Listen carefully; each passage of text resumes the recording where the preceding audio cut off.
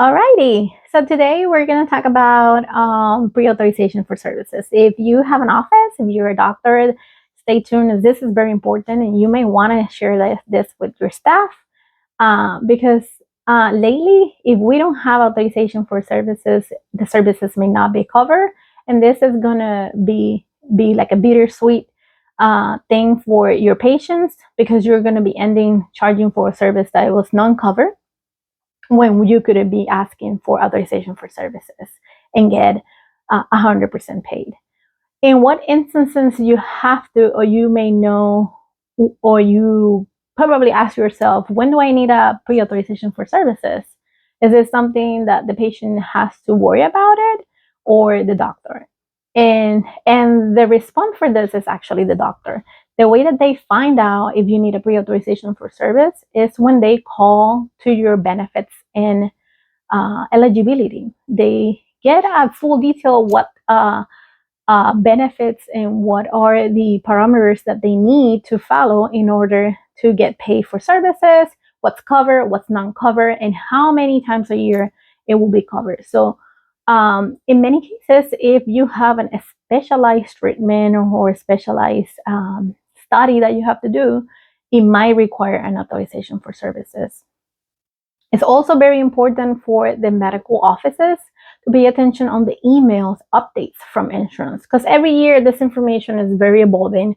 Every year they'll send out information like, hey, if you do this procedure, you now need authorization for service or you need this modifier added to the claim. And if they miss that information, it's going to be a reason for a rejection on their claims and they're not going to get paid.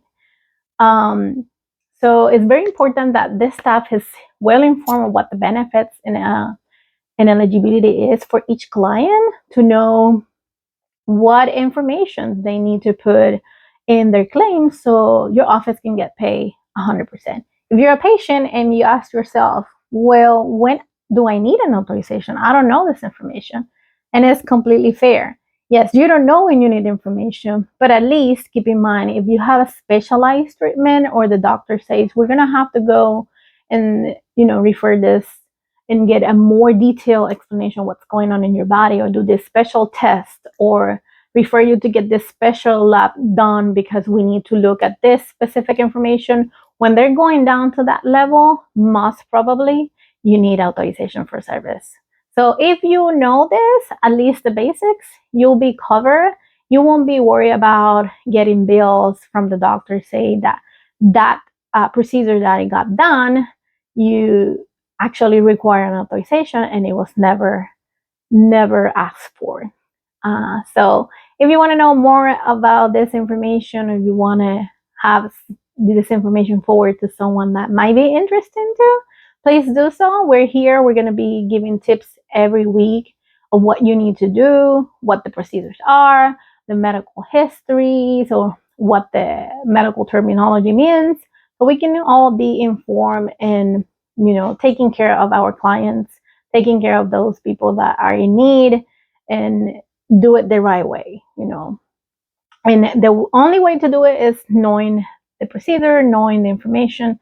So if you want to know more about it, please let me know and you can contact me directly. If not, stay tuned for more information that I'm going to be posting here. Thank you and have a great day.